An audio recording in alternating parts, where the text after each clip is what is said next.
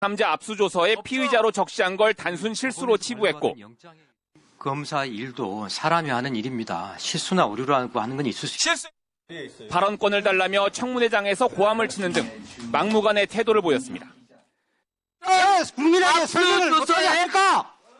대장동 개발업자 남욱 변호사를 2박 3일간 구치감에 체포해둔 데 대해서도 재출석하지 않을 것 같아 그랬다며 태연하게 이유를 설명했고 구치소로 가시게 하면 또다시 출석 불응하실 것 같아서 영장에 의해서 오히려 청문회를 연 여당 국회의원들을 걱정하는 여유도 보였습니다.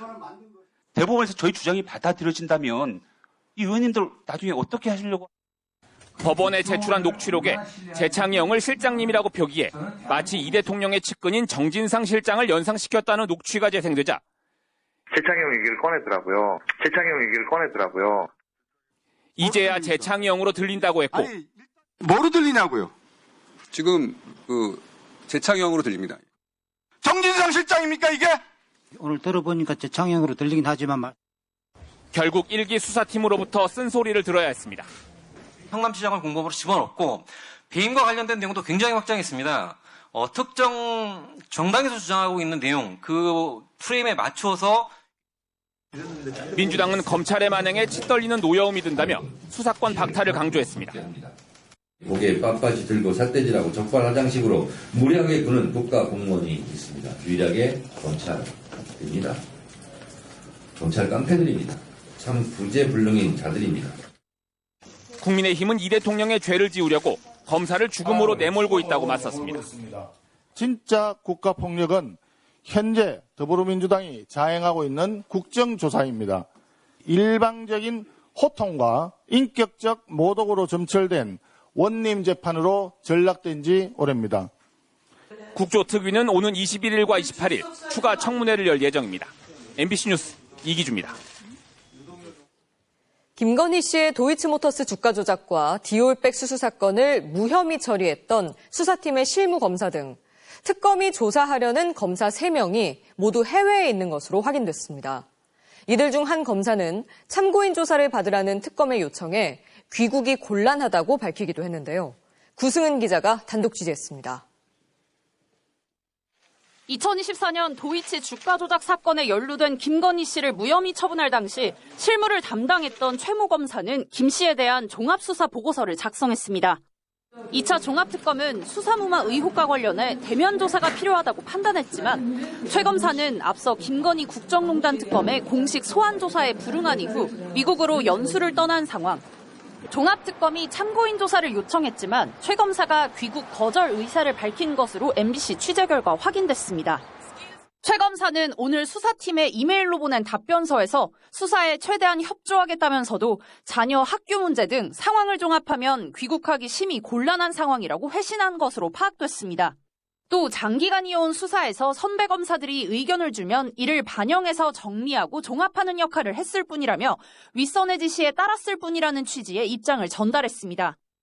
특검은 또한 김건희 씨 무혐의 처분 직전인 2024년 9월 수사팀의 결론과 다른 내용의 보고서를 작성한 당시 대검 연구관 임모 검사도 조사 대상으로 측정했습니다. 임 검사는 김건희 씨가 시세 조종을 알았다고 인정할 만한 직접 증거가 없는 상황에서 어렵기는 하지만 만약 인식한 상태에서 계좌를 제공했다면 방조죄가 성립된다는 내용의 보고서를 작성한 것으로 전해집니다. 하지만 임 검사 역시 현재 미국에서 해외 연수 중인 것으로 파악됐습니다. 김건희 씨의 디올백 수술을 무혐의 처리했던 수사팀 소속의 장모 검사 또한 호주에 머무르고 있는 것으로 확인됐습니다. 수사 무마 의혹과 관련한 검사 3명이 공교롭게 모두 해외에 있는 상황. 하지만 참고인 신분에 대해선 귀국을 강제할 방법이 없습니다.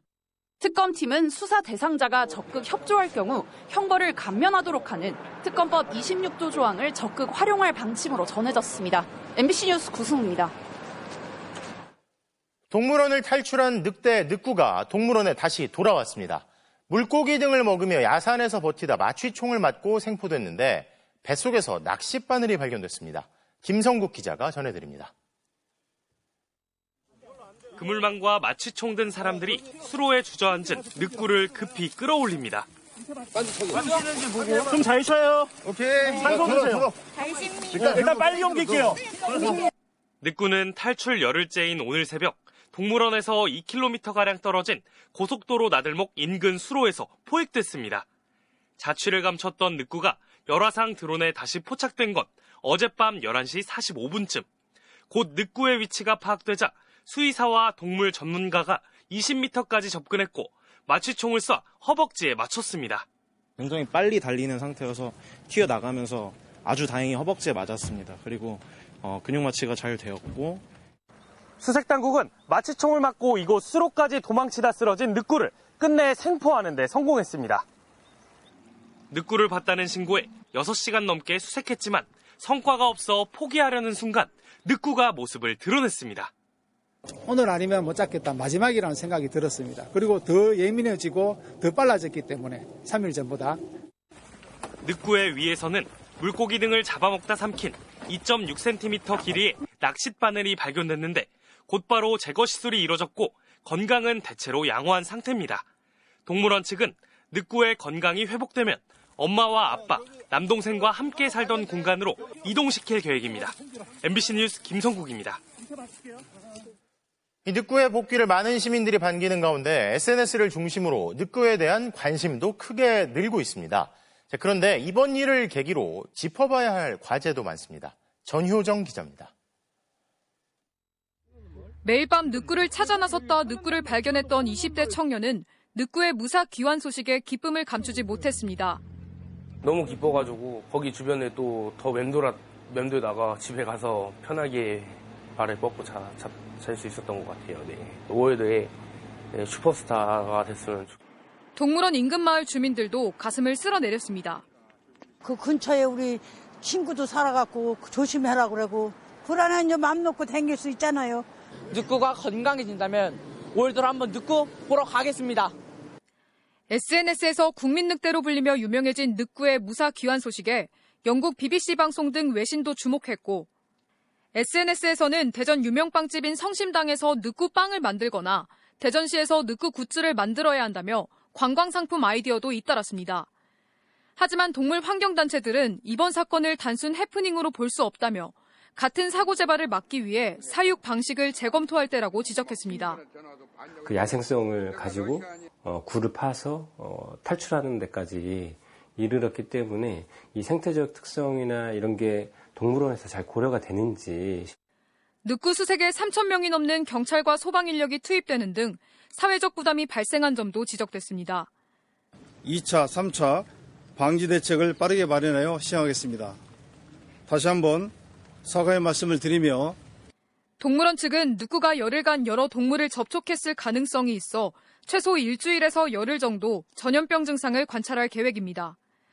또 대전 오월드 재개장도 보강공사가 이뤄진 뒤 결정될 방침이어서 시민들이 늑구를 만나려면 다소 시간이 걸릴 것으로 예상됩니다. MBC 뉴스 전효정입니다. 경기도 양주에서 숨진 3살배기 아이 부모의 휴대폰 대화 내역에서 장기간의 학대 정황이 드러났습니다. 20대 아버지는 구속 상태로 검찰에 넘겨졌습니다. 조건희 기자입니다. 숨진 아이에 대한 학대가 수년에 걸쳐 이뤄졌던 것으로 보이는 정황이 드러났습니다. 경찰이 20대 아버지 휴대전화를 포렌식한 결과 때렸다, 왜 심하게 때렸냐 같은 부부간 대화가 상당 기간 연속적으로 나온 겁니다. 애버릇을 고쳐야 한다고 얘기하거나 숨진 아이를 미워하는 취지의 언급도 있었던 것으로 전해졌습니다.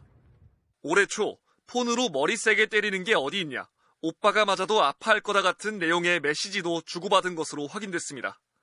경찰 당국자는 사건 발생일인 지난 9일을 기준으로 2년 전부터 학대 정황이 담긴 메시지가 확인됐다고 말했습니다. 생후 47개월, 숨진 아이의 나이를 고려할 때 생애 절반 내내 학대받은 정황이 확인된 겁니다. 경찰은 친모의 가담 정도도 큰 것으로 보고 대화 날짜와 시간을 특정하고 있습니다. 경찰 아동학대 전담수사팀은 오늘 친부의 주소지와 관련자 차량 등을 압수수색했습니다. 경찰은 압수수색을 통해 아이가 다치게 된 경위를 확인하고 학대 도구를 확보하려는 것으로 전해졌습니다. 숨진 아이는 머리 외에도 발목과 무릎, 턱 부위 등 몸 곳곳을 다친 상태였던 것으로 MBC 취재 결과 확인됐습니다. 친부와 친모 두 사람은 모두 학대 혐의를 계속 부인하고 있습니다. 아이 숨졌는데 하실 말씀 없습니까? 여전히 아이 학대한 혐의 부인하십니까?